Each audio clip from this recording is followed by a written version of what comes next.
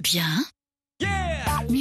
Pour ceux qui cherchent toujours le meilleur, cadreemploi.fr. Offre d'emploi, CV et recrutement sur Internet. Boss Big Boss, aujourd'hui avec Pénélope Ferrand-Tomasi. Bonjour Pénélope. Bonjour. Vous avez 30 ans et vous arrivez comme responsable, comme directrice marketing de Homely-Days. Homely-Days, c'est le premier site en Europe de vente de vacances, de location entre particuliers. De location de vacances entre particuliers. J'ai inversé, location de vacances entre particuliers. On fait de la location, en fait, le concept, il est simple, c'est que vous proposez, en publiant une annonce sur Internet, de louer votre bien immobilier à des gens que ça intéresserait. Voilà, on met en relation les propriétaires et des potentiels locataires pour les vacances. Donc, vous êtes une pro du marketing online.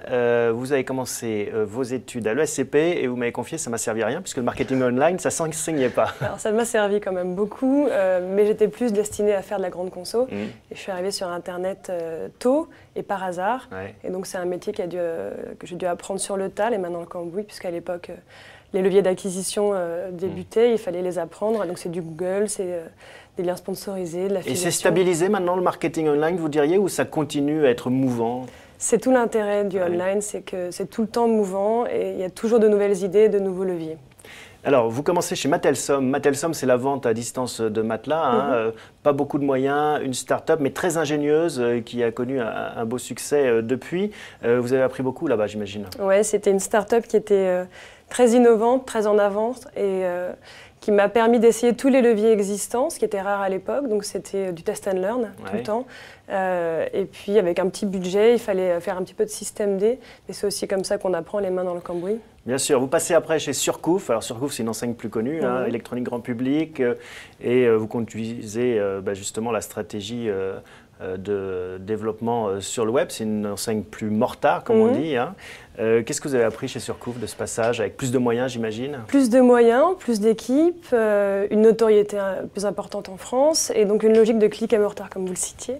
Une logique qui est intéressante. Donc on a le soutien des magasins, on a aussi une petite compétitivité interne qu'il faut prendre en compte. Donc il y a une logique d'évangélisation. Oui, parce qu'il y a une schizophrénie entre le web et les magasins. Oui, alors qu'elle ne devrait pas évidemment exister, en tout cas de mon point de vue, puisqu'on est un support, un support de transversalité nationale évidemment pour les magasins. Puis après, vous envolez pour Barcelone, Vistaprint, une société américaine qui fait notamment des cartes de visite sur Internet. Bon, là, ça se passe moins bien. C'est Barcelone ou c'est la société américaine ? Non, mais enfin, ça se passe bien, mais c'est une expérience plus courte, plus vous n'êtes pas heureuse resserrée. Quand même de cette expérience ? Pas plus que ça, mais en même temps, toute expérience est bonne à prendre, et celle-ci en partie. Qu'est-ce que vous en retirez alors de cette société américaine ? Trop formatée peut-être ? Voilà, mais en même temps, le formatage permet d'apprendre la rigueur, peut-être plus que dans la start-up de Mattelsom, Surcouf, qui était plus mortar que click. Donc on apprend d'autres techniques, plus de budget, là vraiment c'était intéressant, donc plus de poids en termes d'achat sur le marché. Donc on apprend aussi de cette expérience. Homely-Days, c'est un chasseur de tête qui vous a recruté. Comment ça se passe ? Est-ce que c'est une bonne surprise finalement quand on vous appelle ? Comment est-ce qu'on provoque ça ? C'est extraordinaire, c'est déjà le monde des vacances. Donc là on attire un produit très attachant. Alors les matelas, c'est attachant aussi. Oui, mais le recrutement, en fait, passer par un intermédiaire, un chasseur de tête, c'est facile, c'est confortable ? C'est confortable puisqu'il est à l'écoute des deux côtés, donc il sait très bien qui met en relation et il savait très bien qu'on allait bien s'entendre. Bon. Alors, je ne résiste pas à l'envie de parler de vos à-côtés sportifs. Vous êtes une gymnaste de haut niveau, vous avez participé au championnat de France en 93, mais il y a un sport aussi qui me plaît plus que les autres, c'est le polo. Vous avez découvert le polo dans un voyage en Amérique latine et depuis, vous êtes inscrite à des cours de polo. Racontez-moi, qu'est-ce qui vous attire ? Qu'est-ce qui m'attire dans le polo ? Le côté nature, on n'est pas en salle, devant une grande glace avec. Mais c'est pas simple à pratiquer comme sport. C'est pas simple, mais déjà on est avec le cheval, donc on n'est pas tout seul. Il y a d'autres personnes autour aussi, c'est un sport collectif. D'accord.